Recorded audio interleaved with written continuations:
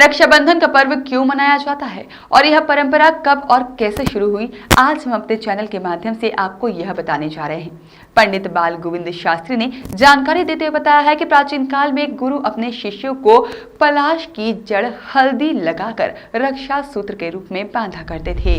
कालांतर में वेद और पुराणों में वर्णन प्राप्त होता है। माता लक्ष्मी ने राजा बलि को सर्वप्रथम रक्षा सूत्र बांधा था और रक्षाबंधन पर्व का वर्णन प्राप्त होता है। तभी से रक्षाबंधन पर्व की परंपरा निरंतर चली आ रही है। पलाश की जड़ का रूप अब रेशम धागों ने ले लिया है। बाजार में विभिन्न प्रकार के आकर्षक राखियां इस पर्व के दौरान मिलती है, जिन्हें बहनें अपने भाइयों की कलाई पर बांधती हैं। पलाश की जड़ गुरु शिष्य को बांधा करते थे, जहां पर उनकी रक्षा का संकल्प लेते थे। अब बहनें भाइयों को राखी बांधती है और भाई उनकी रक्षा का संकल्प लेते हैं।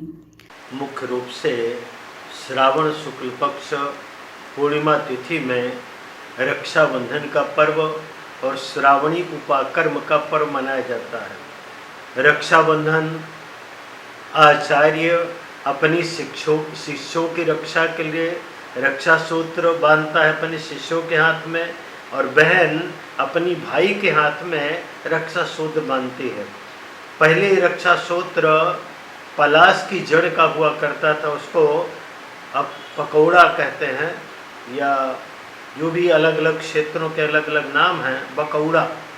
तो जो है जड़ होती थी, उसको हल्दी में रख कर, यानी शुभ मुहूर्त में आचार्य लाता था, उसका पूजन करके प्रकृति के द्वारा अपने शिष्य की रक्षा करता था। बाद में बहनों ने शुरू किया, तो बहनों की परंपरा का ऐसा शास्त्रों में लिखा हुआ मिलता है प्रमाण कि जब राजा बलि को सुदन लोक में भेज दिया गया, वामन नारायण ने भेजा, तो समय लक्ष्मी जी दुखित हुए। लक्ष्मी जी ने नारद जी से पूछा, हमारे स्वामी कैसे प्राप्त हो? कहा भाई की शरण में जाओ। तो राजा बलि के यहाँ लक्ष्मी जी पहुँच गए। राजा बलि ने पूछा, आप कौन हैं?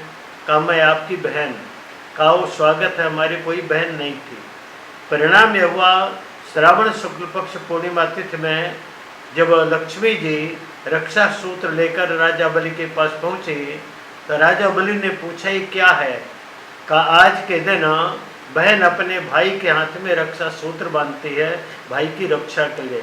तब से एन बद्धो बलि राजा दानवेंद्रो महाबलः तेन त्वाम प्रतिबध्नामि रक्षे माचल माचल। वह रक्षा सूत्र इस मंत्र के द्वारा बांधा जाने लगा, और उसके बदले में बलि ने पूछा क्या चाहिए? कहा जो बहन चाहे वो भाई से मांग ले। कहा मांगो। कहा हमारे पति यानी तुम्हारे जो सेवक हैं, द्वारपाल हैं, वो हमें प्रदान करो। और उन्होंने प्रदान किया था।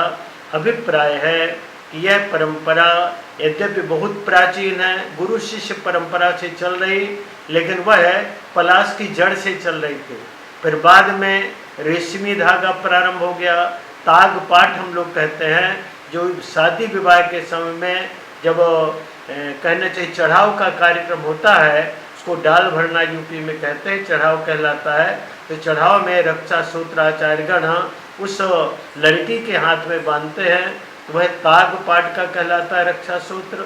इसके बाद आज भी हम लोग देवताओं के और अपने घरों में ताग पाठ का प्रयोग करते हैं। अब राखियों के विविध प्रकार के। वॉइस ऑफ राइट्स के लिए जलपुर से आशीष वाथरे की रिपोर्ट।